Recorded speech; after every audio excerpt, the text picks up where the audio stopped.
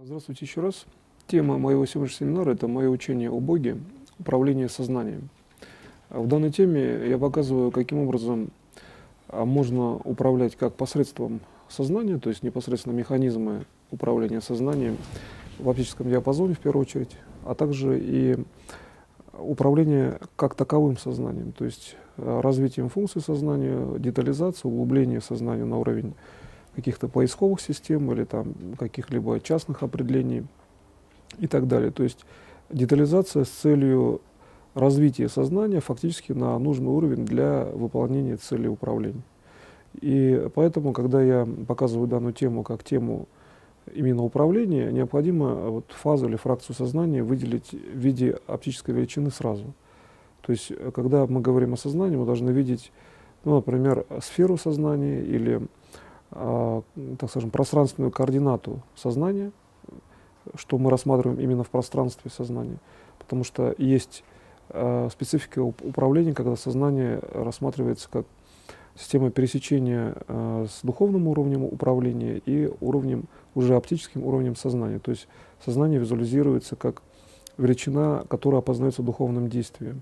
Это метод, фактически, он иного типа управления, там больше идет управление через духовную сферу, то есть дух, осознающий сознание.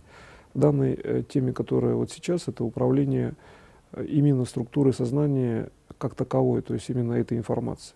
Поэтому первой задачей выделения именно информации сознания является сознание действия. То есть, например, как действует Бог, чтобы организовать структуру сознания у себя, например, он ставит задачу, прежде всего, дифференциацию, где есть действие души Бога, а где есть, например, вот некое такое перетекание информации в структуру сознания. Вот что для Бога вообще сознание?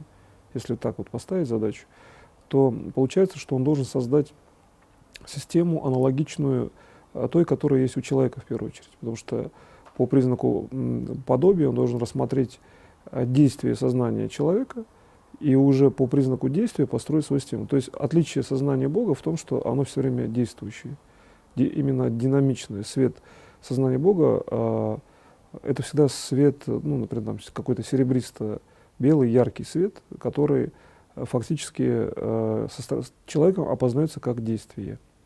И когда мы начинаем работать с сознанием в плане именно развития структуры сознания, то здесь всего лишь навсего нужно сделать так, чтобы действие Бога, которое, значит, происходит по отношению к вашему процессу следования, да, например, или какого-то действия, или просто самоощущение, самовосприятие, действие Бога должно быть не обязательно как бы один к одному синхронным, а должно быть таким, что ваше личностное действие вашего сознания — это есть величина, которая организовывает мир по тем законам, значит, которые вы понимаете. Вот в чем особенность здесь управления, что вы должны обязательно нить понимания законов, например, мира держать как нить, ну, как бы имеющую достаточно глубокие системы взаимодействия вас с информацией там, прошлого, будущего, и уметь эти системы так раскрывать, что более ранние системы управления, которые у вас были, реализовывались как системы, которые вы в этот момент решаете. То есть, когда вы раскрываете функцию развить свое сознание, вы должны решать все более ранние проблемы. И это и есть развитие в будущую структуру управления. Вот здесь, по аналогии с тем, как делает Бог, у него же понятия прошлого и будущего нет, он постоянно работает в системе управления просто веществом, как бы, да, реальностью. Получается, что чтобы определить контекст, что есть сознание человека вообще, вот для человека, например, нужно рассмотреть оптику действия на прошлое так же, как и на будущее. Когда вектор равнозначный, вот мы действуем сознанием, то есть посредством сознания. Если вектор не равнозначный, это может быть либо духовное действие, там оптическая величина более разреженная и большие фрагменты управления переходят в будущее, или же действие души, там вообще в принципе в большей степени работает вневременной аспект действия. То есть интервал времени сокращается, и сознание, фракции сознания улавливается как сокращение времени. Вот когда приближается действие души, время сокращается для сознания. И чтобы, предположим, нам ну, там, человеку быстрее подготовиться к экзаменам, да, например, быстрее какое-то событие произошло, есть аспект ускорения времени за счет приближения фрагмента души к центральному как бы уровню сознания, именно к центральному. Здесь важно выделить в сознании еще некий своеобразный центр. Ну, например, есть сфера сознания, как только вы приближаетесь к ней другим фрагментом сознания, то есть работаете только сознанием, сфера начинает расплываться, то есть уходить в бесконечность. Почему, вот, например, закон бесконечного развития, бесконечной жизни это закон, вообще говоря, полностью осознанный человеком, по сути, потому что при приближении одного фрагмента сознания к другому, другой превращается в бесконечную величину. Это закон развития сознания, кстати. И чтобы частную величину получить в управлении, например, там, вылечить человека от какого-то заболевания, нужно просто-навсего вывести статус заболевания за счет того, что здоровому уровню значит, ну, как бы реализовать бесконечный вид. Значит, если мы берем фрагмент своего сознания в виде, ну, некого фотона и возле тела двигаем, просто мысль фактически. Если мы находим правильную точку, то мы можем выводить структуру неблагоприятную. Потому что мы можем попасть в точку, которая всему телу реализует бесконечную величину, а следовательно здоровье, да, как минимум. И получается, что когда мы таким образом рассматриваем, вот, кстати, это можно рассматривать как технологию целительского типа, причем она достаточно универсальная, поиск таких точек на самом деле несложный. И у людей в детстве, в особенности, это происходит как бы автоматически, они значит, в управлении, как правило, воспринимая достаточно много информации обобщенной, и вот эти точки находят и восстанавливаются. Да, например, там, чтобы человек мог расти с точки зрения структуры сознания, он должен постоянно фазу сознания раздвигать, воспринимая себя в большем росте. Получается нагрузочная система, человек, который растет, постоянно работает с сознанием. То же самое перевод в действие, в дело какое-то, тоже работа с сознанием, но уже не по отношению к телу. Ведь если мы рассматриваем действие, то по отношению к телу работа воспринимается как работа комплексная, целостная и достаточно однозначная. Человек растет, например, да?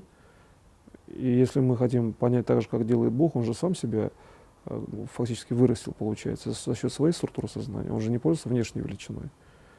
И если мы разберем вот эту структуру сознания человека, то получается, что человек тоже имеет такую область, которая его просто увеличивает. А значит, фаза сознания все время расширяется. На каком-то уровне расширяется буквально механически, значит, вот это вот определено это расширение за счет роста тела. Когда мы начинаем рассматривать структуру этого роста, мы тоже видим, что там есть аспекты, некие такие узловые точки, но они выглядят как динамические точки, как некие галочки, так скажем, написанные ручкой, да, значит, что, или там карандашом графитовым. Именно выглядит так вот, что при приближении издалека серый цвет можно видеть, а если приближаемся, то начинается белый бесконечный цвет. Функция перевода серого цвета в бесконечную, ну, как бы ясную величину, так скажем. Тоже достаточно важный фрагмент сознания, именно растущего сознания, где развитие воспринимается как фиксированная система. Например, чтобы вылечить заболевание какое-то, где есть норма событий, мы должны систему развития рассматривать, ну, в том же контексте, что мы всегда можем получить нужный спектр событий.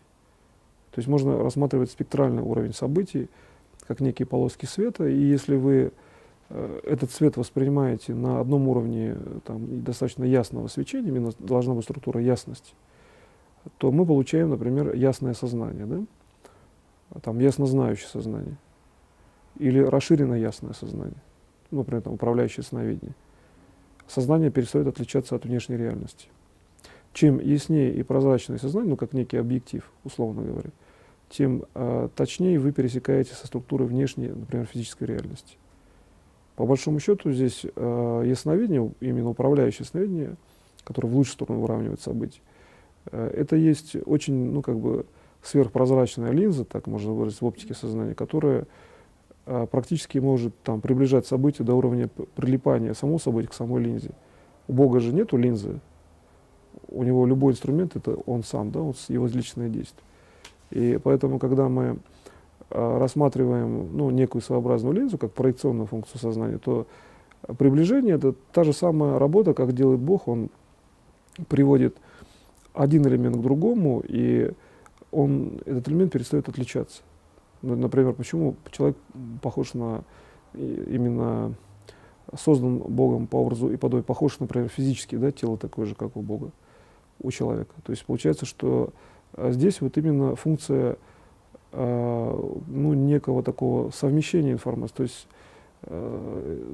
когда выглядит это как некое прилипание, то есть там видно, где есть человек и где находится Бог.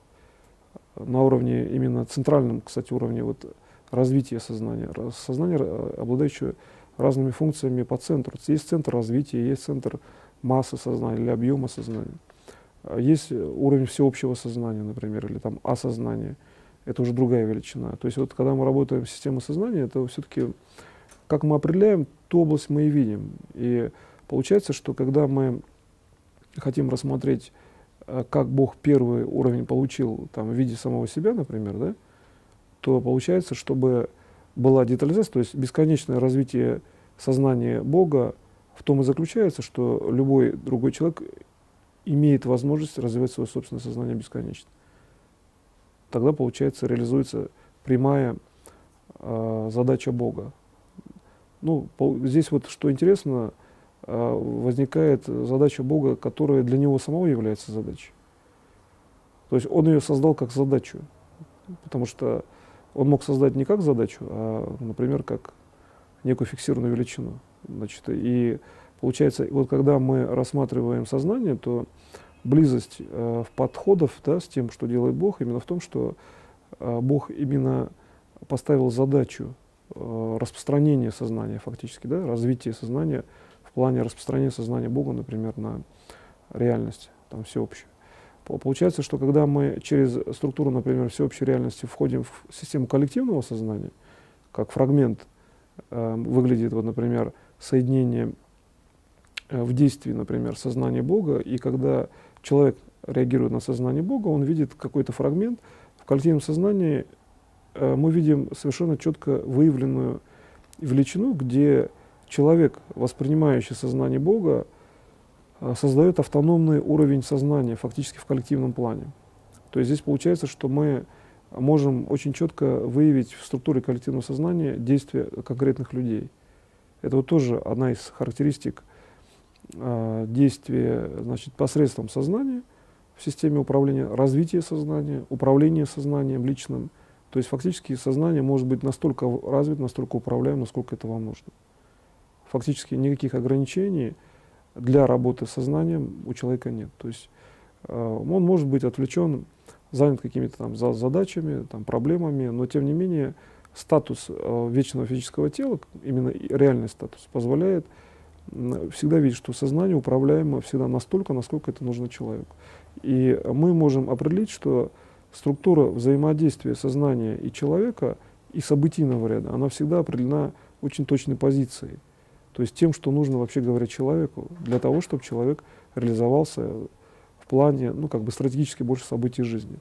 То есть сознание, взаимодействие, ну, скажем, системы реальности больше определяет динамику действий человека, но с точки зрения, как я сказал, именно стратегических событий. Хотя прогностическая система больше развита в структуре души человека. Тем не менее, душа практически непрерывно определяет весь путь развития от там, текущего времени в будущее и в прошлое, а вот сознание именно стратегический план. И получается, что когда мы начинаем реализовывать, казалось бы, такую достаточно, ну, часто многоконтактную величину, как сознание, то есть это информация, которая постоянно взаимодействует со многими другими областями, и здесь именно стратегический план — это то, что человек должен сделать очень много работы перед тем, как он, ну, там, реализует что-то в будущем, да? То есть он через сознание воспринимает это как иногда такую достаточно емкую работу.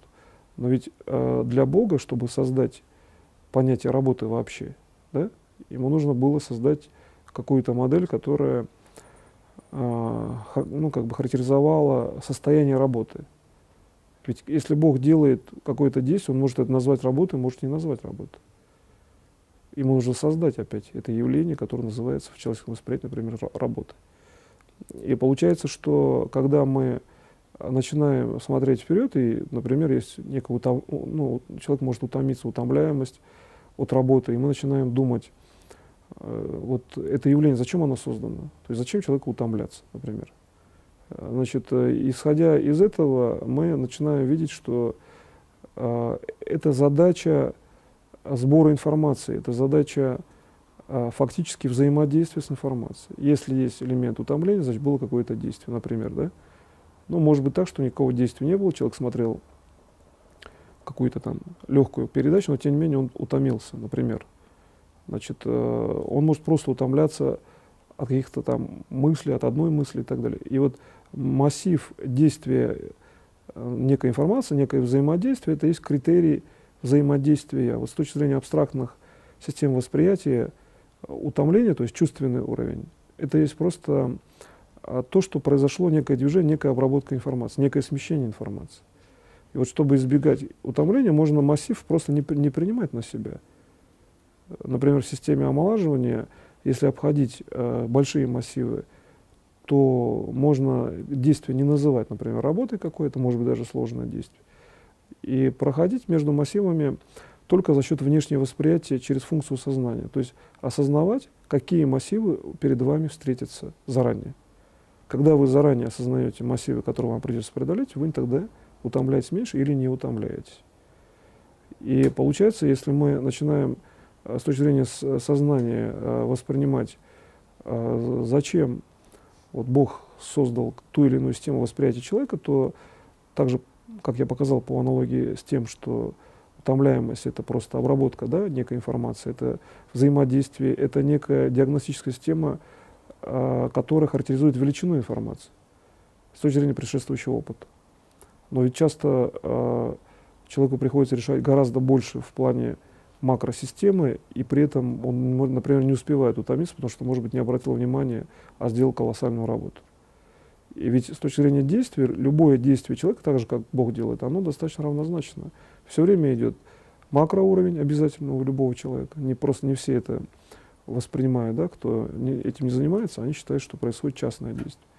Но в системе общих связей все равно человек действует в какой-то центр макрорегулирования, и получается, что любое его действие, по большому счету, имеет одну и ту же систему, ну, некого, что ли, обратного действия, что фактически делает он что-то человек, или он не делает, уровень, ну, скажем, там, нагрузки, утомляемости, он фактически всегда один и тот же. И вот когда мы начинаем анализировать вот эту составляющую как бы в управлении, то, кстати, это решение для очень многих значит, ну, управленческих, что ли, технологий, где есть система излечения, ну, практически всех заболеваний, где вот перегрузочные фазы оцениваются именно с точки зрения обработки информации. То есть, рассматривая болезни как систему вот именно отсутствия стабилизации, когда восприятие вот эту нагрузку некую, да, некую информацию воспринимает как ну, величину, которая видоизменяет тканевую или там информационную структуру, то мы очень четко можем проследить даже некую такую карту, рассмотреть оптическую карту, которая четко характеризует, что достаточно там участки, ну, сопоставимые там с понятием утомления или там обработки информации, эти участки рассредоточить, и человек приходит в норму. Получается, что для именно структуры вечного развития необходимо, чтобы человек мог регулировать по возможности как можно раньше, значит, может быть, даже еще эти знания должны быть часто до рождения человека, когда он должен очень четко понимать, как в системе информации, вот он родился человек или там до рождения, значит, система восприятия такова, что это есть некий очень концентрированный сначала свет, да, и даже когда он рождается, он свет видит.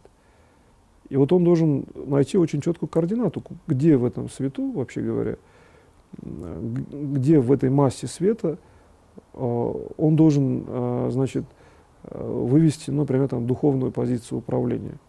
То есть где он должен рассмотреть свой собственный дух. Ведь первый уровень, как правило, он духовный, это сверхскорость. А уже потом проводится элемент взаимодействия с фракцией сознания. И получается, что человек сразу же попадает в систему именно задачи управления. в структуре уже сознания, потому что чем он точнее в сознании подойдет к структуре света, тем он будет, например, там, здоровее, или если он здоров, значит, у него более благоприятно будет события вокруг него и так далее. Некий полис благоприятного действия. Ведь на самом деле возле новорожденных детей всегда есть специальный, очень усиленный полис, ну, как бы, который событийную линию фактически определяет более благоприятно, чем у обычного человека. Ну, например, там, после года уже, когда уже больше года по возрасту, там уже меняется, больше нагрузка на систему восприятия переводится. И получается, что здесь, если мы начинаем видеть, как идет, ну, смещение вот этого вектора взаимодействия структуры сознания, то мы можем, рассмотрев предварительно одну из позиций, например, позицию души, что было вообще до зачатия человека. Душа, изначально созданная Богом, естественно, в мире ориентируется как уровень фактически тоже работы в неком пространстве, где есть светооптические линии, да, восприятия. Так вот, разница в том, что до зачатия душа реагирует и создает свет самостоятельно. Значит, после зачатия, когда уже душа определена, да, с телом, там получается, что больше возникает коллективного уровня управления. То есть коллективный свет. Мы начинаем видеть других людей, да? Значит, начинаем взаимодействовать. И получается, что хотя душа и так она видит на своем уровне как бы не соприкосновения до зачатия. Здесь надо, кстати, отличать уровень души человека, который не родился, это душа другого типа, человек, который будет жить. То есть это душа, которая изначально не имеет фактора ограничения в развитии тела. Например, там есть души ушедших, да, но это другой тип управления, это совсем другая структура, связанная с историей тканевого развития. Значит, и, кстати говоря, почему еще ясно, что с точки зрения логики человек всегда может иметь физическое тело обычное, потому что душа, вот именно информацию тела, всегда имеет в неизменном контексте. То есть конкретно одна область души, которая, кстати, именно в большей степени характеризуется как область проявленного сознания с точки зрения других людей. Вот этот уровень и есть уровень, который соответствует полностью физическому телу человека. И если, например, до зачатия этот фрагмент существует в момент зачатия, когда человек живет, он всегда неизменен, то получается, что логически, если эта форма не меняется и знать, где она находится, тело становится вечным. А в принципе, как бы находить это периодически вполне можно, даже для структуры там, оздоровления, просто нужно рассматривать душу там, человека, свою собственную душу, как структуру, которая определяет, например, развитие физического тела через сознание ваше личное. Душа может быть как уровень действующий на вас, да, но который вы не визуализируете духом, ведь дух — это следующая величина, как бы производная души фактически. И если мы видим действие, но не знаем начального принципа, как вообще устроен весь мир с точки зрения этого как бы, да, уровня, все время существует некое начальное действие. Как бы. А откуда оно начинается, кто нагнетает этот, ну, откуда этот насос вообще существует, эта реальность, да, откуда она вообще двигается. Не всегда человек об этом задумывается.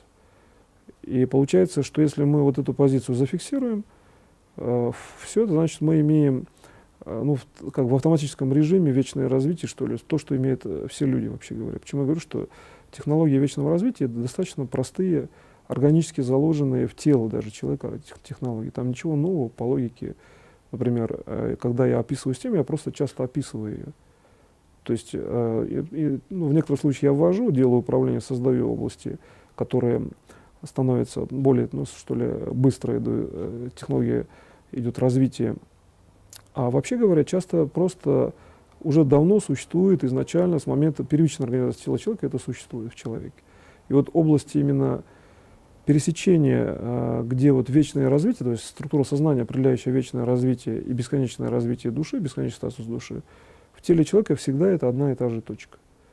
Единственное, она периодически по телу человека перемещается, иногда она находится, ну, возле тела, возле кожи, но она никогда не перемещается там, ну, предложим, там более чем 5 метров от человека. То есть она постоянно находится возле физического тела человека или внутри. Значит, как правило, это уровень где-то соответствующий уровню под кожей человека. Вот если вы задумаетесь, как, например, человек реагирует на, значит, то, что вот есть кожа, например, да, а под кожей есть какие-то внутренние органы. Вот здесь есть какой-то внутренний раздел, некое свечение другого типа, да. Кожа определяет состояние не только разницы, ну, то есть некой защитной системы по отношению к внешнему миру, но кожа также определяет и стыковку с внутренней системой человека, с внутренними органами. И вот внутренняя позиция — это и свет, идущий из некого подкожного слоя. Потом эта точка начинает расти, она начинает двигаться. И, кстати, система регенерации человека основана на движении вот этой области информации, этой фракции. Она как светящаяся точка выглядит.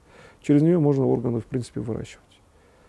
Тогда надо просто знать, ну, по типу акупунктуры, значит, где ее выводить в структуре восприятия, эту точку. То есть ее надо просто там двигать по некой схеме. Схема получается очень просто, она просто-навсего является проекционной системой всего организма на конкретный орган. Даже, кстати, механического типа, то есть можно, рассмотрев организм, например, сверху на проекцию этого органа, посмотреть, какие участки затеняются, если бы, например, было сильное освещение всех органов, и вырисовать основные концентрации. Вот где больше концентрации, больше массы тела, да, точка ставится, и все. Это делается таким неким за счет опыта своего, там, каким-то таким, может быть, даже эмпирическим путем, или, может быть, даже делать можно через эмпирику внешнего восприятия, то есть уметь даже работать со звуком. Вот, например, если мы хотим работать и найти точку, да, но нам нужно, значит, ну, например, точно, да, там, опытным путем. Если мы берем слово, например, используем слово, которое создается в том случае, если мы знаем технологию создания органов или человека, да, например, там вообще. И если, например, М, буква М, да, а дальше мы буква Пи, это, ну, Пи это просто можно как бы воспринимать как некое иррациональное число. Значит, иррациональное число — это то, где нет конкретной границы, нет как бы абсолютной точности, да, получается. И если мы рассматриваем позицию именно эмпирического уровня управления, то у нас управление происходит точнее через это слово. Если мы говорим структуры опытного пути, там, то есть, ну, эксперимент же ставить нельзя в управлении, надо делать сразу, а опытный путь — это либо накопленный опыт, либо опыт действия. Но в опыте есть буква О, то есть это то, что соответствует нулю, да, то есть первичная остановка действия. Поэтому, когда работаете на уровне выращивания значит, ткани, обязательно будьте внимательны со словами. Вот в структуре управления посредством сознания это вообще имеет принципиальное значение. И как слова произносятся, то есть как они выводятся, как они показываются. Например, пи — это быстрый звук, и он как бы разрывного типа, да, то есть дискретного типа. И так далее. То есть надо по возможности даже работать с звуком, речью и так далее. И когда вы начинаете, например, рассматривать, что функция сознания в детализации имеет достаточно много тех, в общем-то, координат, которые и так понятны, то есть ясно, что число π — это не точная величина, любой человек знает, значит, работая через именно все-таки эту величину, мы любое действие можем сделать точно, то есть любое наше действие не будет ошибочным. А ведь в условиях управления, значит, если нужно вырастить орган там, или просто оздоровить, где нужно клетку даже восстановить точно, часто вот система приближения к действию — это очень важный координат. И вот есть следующая аксиома в действии именно центрального уровня сознания, такого личного, скажем, всеобщего сознания конкретного человека. Что приближение к системе центра вот, сознания всегда должна быть точная величина. То есть человек очень четко осознает свое собственное сознание, когда он совершенно правильно контролирует путь приближения, он знает, что он точно попал в цель, да, управления. То есть в цель, фактически целью в данном случае является центр личного сознания. Когда вы попадаете в этот центр, то события мира становятся более устойчивы или абсолютно устойчивы. То есть возникает достаточно яркое там такое, ну, серебристо-белое свечение, которое характеризует, в общем-то, часто даже на физическом уровне, как структура свечения возникает, видимая в некоторых случаях. И чтобы скомпенсировать ее, да, чтобы не было это заметно, что ли, чтобы не отвлекало внимание других людей, здесь надо даже при работе с центральной областью сознания необходимо сделать так, чтобы вот это свечение было более, что ли, равномерным, как бы отразить на внутренние стенки сферы сознания, уже как бы следственной сферы. Получается, следственную сферу вы строите сами. То есть, чтобы сбалансировать центральный свет, вы построили сферу, то есть вы построили событийный ряд. И вот здесь очень четко можно видеть, почему какое-то то или иное событие возле вас происходит. То есть даже не в том плане, что именно вы все организовали, вот в системе сознания, это все-таки больше следственная система управления. Но вот именно почему оно происходит с точки зрения логики первичной связи, откуда событие растет, как бы, система вот, первичного роста этого события. Очень четко здесь проявлены вот эти вот системы управляющего ясновидения, где видны именно люди, которые участвуют в управлении. И то есть они могут быть либо там противники, либо соратники. Как правило, в первую очередь проявляются системы, которые сопротивляются. То есть анализ управления в том, что те, кто помогает, они и так помогают. Это и есть равномерный свет. Весь мир устроен на уровне позитивного плана. Бог помогающий, он не всегда он там людям показывает в физическом, да, облике, не всегда он там может ходить и за руку здороваться со всеми. То есть здесь получается, что именно свет, действующий естественным образом, является естественным уровнем. Что хорошо, то и естественно. Вечное развитие построено на естественном уровне управления, и этот свет, он сразу всеобщий. То есть норма, она всеобщая. А вот именно структура некого сопротивления, это первичный уровень, который выглядит именно как система сопротивления, какие-то там люди, например, или один человек. Но когда вы начинаете просматривать дальше, например, зачем, то, как правило, он что-то просит, например, какую-то помощь. И при этом не все просящие помощь оказывают сопротивление. Многие помогают, наоборот, основное количество. Там из миллиона один, возможно, сопротивляется, думая, что он сопротивляется. На самом деле он все равно, по большому счету, просит помощи. Потому что все равно все строится на путем, в общем-то, тем уровнем, что когда мы смотрим как бы на структуру действия как бы сверху, да, то мы получаем путь действия. То есть мы получаем как бы и внешнее восприятие, и динамическую систему. То есть все равно он обращается через Бога. Да?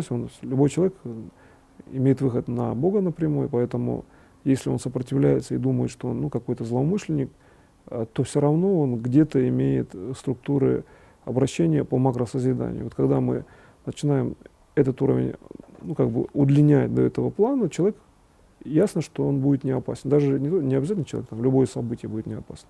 То есть я сейчас показал структуру расширения сознания до уровня безопасности действия, любого действия. И здесь можно, кстати, увидеть, что действие вашего собственного сознания, оно всегда абсолютно безопасно в структуре именно любой нормы. Да?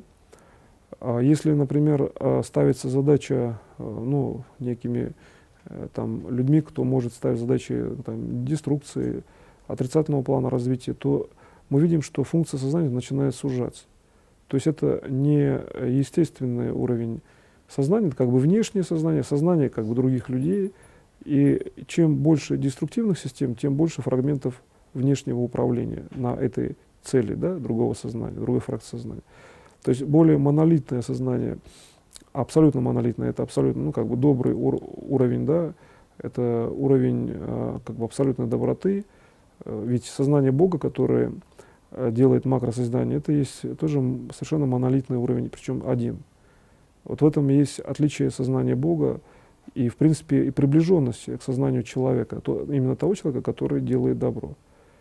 И получается, что на уровне бесконечного действия там вообще часто в действии самом часто разницы даже так вот визуально по оптике и не видно. То есть там получается, что только можно духовным знанием, там, ясным знанием понимать, где действует Бог, а где действует человек, если человек действует правильно. И ведь задачей Бога является отсутствие отличий на следственных системах.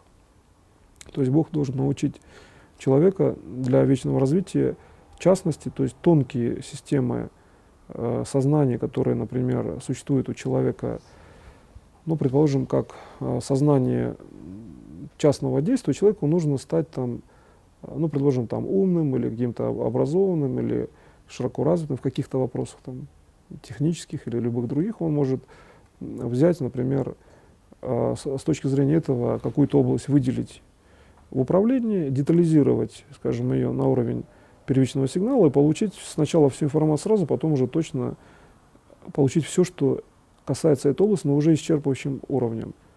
И вот обратите внимание, что, в общем-то, любой человек, который даже бегло изучает какой-то объем, он все равно в корневом уровне находится в структуре фундаментальной величины данного понятия.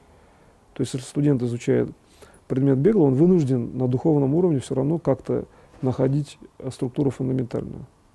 В противном случае он тогда информации, в общем-то, практически не получает в полной мере или там, не получает вообще и вынужден компенсировать какими-то другими средствами. Да? То есть получается, что значит, вот понятие некой компенсации, да, другой уровень управления или управление около фундаментальной среды — это та система, которая, вообще говоря, конечно, она возможна, но она требует достаточно большого ресурса у человека. То есть, получается, по большому счету, любой человек, он в корне сознания, он имеет столько собственных, что ли, способностей, чтобы решить любую задачу. Если он фундаментальный уровень не рассматривает, он просто тратит еще больше ресурсы, чтобы решить ту же самую задачу. То есть функция сознания распределена таким образом, что значит, мы имеем фактически некий закон связи в развитии фундаментальной величины сознания и следственных систем. Вот что назвать фундаментально? Основное действие — это фундаментально, что мы считаем, например, целью управления. А следственная система, то, что в данный момент может не соответствовать цели. Но в следующий момент там следственное может быть целью. Да? То есть мы должны сами определить себе, что мы значит, определяем как фундаментальный уровень, прежде всего. И вот когда мы здесь определяем, что является фундаментальным уровнем, здесь абсолютно четко видна следующая аксиома и дальше уже закон развития сознания, что в сознании определение величины с точки зрения задачи личности, где есть структура, исходящая от физического тела человека, например, как обязательная структура, значит, здесь в сознании мы видим вечность как материально правильную величину. Это очень важный закон, когда мы видим зависимость обязательности физического тела в действии сознания.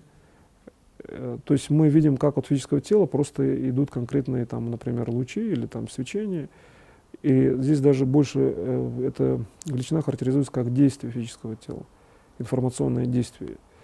То есть физическое тело начинает оказывать некое волевое информативное действие на систему управления.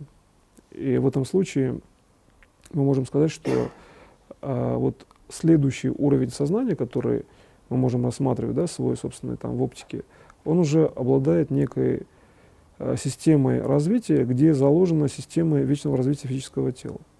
То есть если мы участвуем в физическом уровне, да, физическим телом в процессах управления, то, соответственно, так как процессы управления связаны с системами вечного развития, то физическое тело становится ну, можно так сказать, там, более, что ли, соответствующим своему первичному статусу вечности. Поэтому, когда работа в сознании происходит, одно дело на уровне духовного управления, что тоже важно, там это бесконечный процесс развития физического тела, или душой. В сознании, когда вы работаете, здесь можно посмотреть, как во фракции сознания именно ощущается, воспринимается физическое тело человека. И, кстати, достаточно немного там таких практик управления, как сразу становится совершенно понятно, что можно полностью контролировать собственное физическое тело в структуре физического развития, то есть любых событий. И просто вопрос всегда стоит только времени. Либо вы обращаете внимание на что-то и тратите на это время, либо не обращаете. То же самое, какая разница, речь идет о любом другом теле любого другого человека. И здесь общая система, что на уровне души, там, где сознание пересекается с духом и с душой человека, такая точка пересечения, все равно все люди имеют совершенно одинаковый статус взаимодействия тела и сознания. То есть пересечение бесконечной души с сознанием и тела — это уже бесконечная величина. То есть на определенном уровне люди светятся как системы бесконечного уровня, причем это свечение совершенно четко оптическое. Вот статус коллективного сознания, где видно уже и тело, и оптическое свечение, исходящее, ну, как бы из самого тела. И на самом деле, если мы приближаемся к физическому телу, то мы видим, что возле тела, да, такие вот есть вертикального типа излучения, значит, ну, больше похожие, например, часто на систему, например, как вот северное сияние, такие вот фронтальные системы. Как правило, серебристого уровня, больше вертикальная система. Но когда мы уже подходим ближе к телу человека в этой системе, мы видим, как тело строится в реальном времени. То есть вот в этой системе управления, уже через коллективное сознание, издалека это фиксированное тело человека, а ближе мы видим построение тела. То есть получается, что один человек смотрит на другого человека, когда видит фиксированное тело, из максимально далекого расстояния с точки зрения своего сознания. Но ведь Бог же создал человека, он его воспринял сразу же в первый раз как максимально удаленный образ и максимально близкий, получается. И чтобы воспринять максимально близкий образ, это есть самовосприятие человека. А восприятие другим человеком — это максимально удаленный образ. И вот чтобы мы могли знать, ну, что происходит с другим человеком, да, как происходят события, мы должны рассмотреть себя на максимально удаленном уровне, то есть рассмотреть фрагмент своего сознания в максимальном удалении. Это и есть управляющее сновидение фактически, ну, в прямом понимании. Значит, вот этот закон, который сейчас я показал, его очень просто вывести практически. Значит, положив некую карту действия и удаляя, приближая образ, можно четко очень увидеть, что именно, ну, некая такая иногда парадоксально возникает величина, что чем дальше удаляется образ человека в расстоянии от какого-либо фрагмента сознания, чем вы больше видите скорость удаления, тем точнее и более явно вы воспринимаете человека. И тем, кстати, у человека меньше возникает проблем. Вот имеется в виду, что идет управление по уровню от того, как делает Бог. Это имеется в виду не физическое удаление, это просто как бы растягивается фракция сознания. Чем больше структуру сознания мы вкладываем между элементом действия и человеком, тем больше помощи передается человеку. Логически это понятно. Человек начинает другой видеть более длинный луч сознания, а сознание — это все-таки знание, да? Сознание, то есть совместное знание некое. Ну, в такой, например, системе понимания. Тогда получается, что, исходя из этого, мы можем этот луч, например, не обязательно его удалять. Как Бог сделал, чтобы человек был и бесконечно удаленным, и сразу же близким, да, к нему, как он так, ну, как бы умудрился, получается, сделать. Он просто-навсего, ну, если логически рассуждать, вот эту линию развития, значит, этого луча, который раздвигает образ, да, от фрагмента сознания Бога, он его просто закруглил. То есть сделал мгновенно как бы выброс уже даже не изображения человека, да, а самого физического тела человека сюда. Вот для чего человек рождается, например? Для чего такой механизм создан? Один человек, ну, выходит из другого человека, получается. То есть это не просто приближенный образ, а вообще внутренний образ, как бы. И на уровне внутреннего восприятия он совместил две точки у себя. И получается, возник процесс именно деторождения. То есть, и как бы если мы хотим, ну, там, излечивать, если нужно какие-то проблемы, которые, возможно, связаны с генетическим уровнем, в условиях радиационного воздействия, возможно, уровня мутации, например, иногда, то этот механизм очень четко можно реализовать, причем часто просто в секунды, если мы вот эти линии выхода на Бога, точки бесконечного удаления и приближения вырисовываем как структуру рождения человека.